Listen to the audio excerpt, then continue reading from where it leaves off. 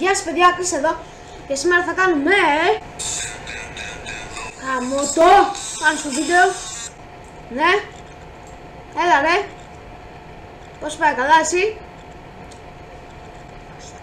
Τι, να έρθει να κάνουμε από εδώ try to not love challenge. Try to not love challenge. Not love challenge. Not love challenge. Not love challenge. Not love challenge. Not love challenge. Not love challenge.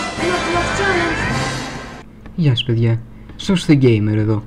Σήμερα έχω άλλο ένα ζουμερό μιμίδιο για σας με το όνομα Sauce Gamer. Δεν έχει κάνει κανένα gaming βίντεο ακόμα, δεν έχω ιδέα για τον είναι gamer. Σε αυτό το κανάλι θα δει κανείς αριστουργήματα όπως τώρα που όλοι ξέρουμε με τι έχουμε να κάνουμε, ας δείξουμε μια πιο προσεκτική ματιά στο συγκεκριμένο βίντεο. Τρένο του Love Challenge, μάλιστα.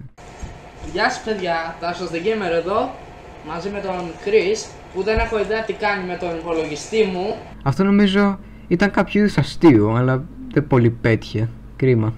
Είχε προοπτική. Αλλά τέλος πάντων, σήμερα εγώ με τον Chris θα κάνουμε Try Not to Laugh Challenge.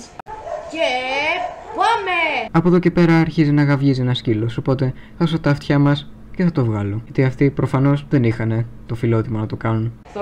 Θα βλέπετε από το παραθυράκι στο πλάι την αντίδρασή Πού μας. παραθυράκι ρε, θα κολλάει.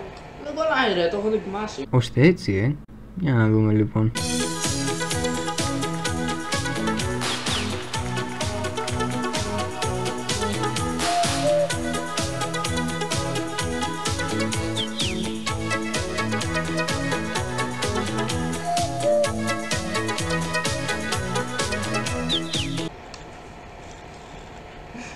Τι πες με το να χτυπάνε τον Chris? Νομίζω τον βαράνε σπίτι και του ζητάει. Πρέπει να είναι μαζοχιστής. Οκ. Chris, ξεκινά εσύ. Τι βίντεο διαλέγεις? Η τσίχλα, η τσίχλα!